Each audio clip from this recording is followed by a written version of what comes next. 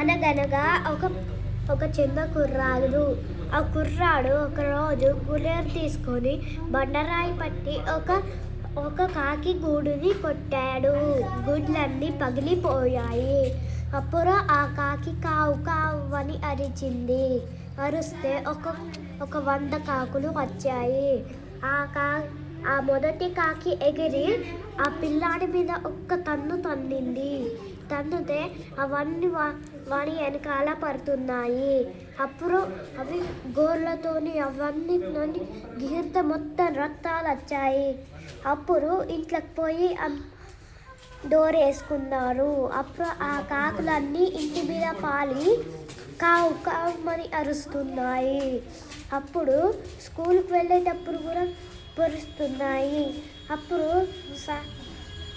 Sir అన్నారు వాళ్ళ sir, అరే ఏమైందిరా, కాకులన్నీ నీ వెంట పడుతున్నాయంటే నిజం చెప్పిండు. సార్ నేను ఒక కాకి గూరిని పగలగొట్టాను అన్నాడు.